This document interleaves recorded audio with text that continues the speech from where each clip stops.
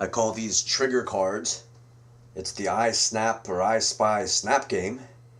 And my children got these in their Christmas stocking. I bought a lot of things at the toy store, and either my wife got them or I got them, I can't remember. But on the cover it looks like a couple little monkeys that you match together, so it looks innocent enough. But once you open it up, you look at these images of basically skeletons and a lot of images out of focus. And it looks like a a bad acid trip, basically. More of a bad acid trip and less of a children's matching game here. And when you read the directions, it only gets worse. So this is called, I guess they have different little games you could play, but this is the I Spy Pig game. Alright, you're supposed to divide them out and look at your cards. If you have 4 of a set, quietly put your finger on your nose. If you do not have 4 of a set, look at the other players and see who does.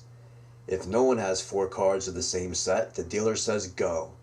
Each player takes 1 card from his or her hand and passes it to the player on the left. Once more, look at your cards and then at the other players.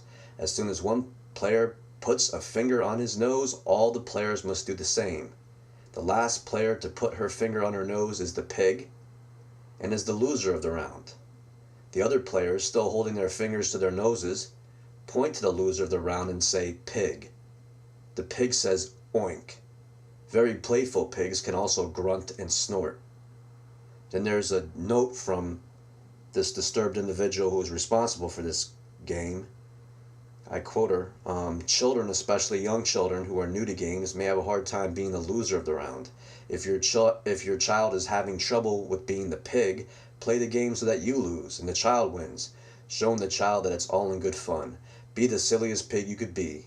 As they grow, children get more comfortable with competition and in fact seek it out to measure themselves against the world. The first time you lose a round, write down P next to your name. The next losing round you get an I. If you are the first to get pig, you lose the game. You could spell piggy to make the game last even longer. The I Spy Snap game helps players to practice the important pre-reading skills of visual discrimination, language development, and matching. It also helps them learn to cooperate and follow rules. Best of all, it's fun. So my advice to you is just essentially, take care when you start selecting things for your children, especially for young children.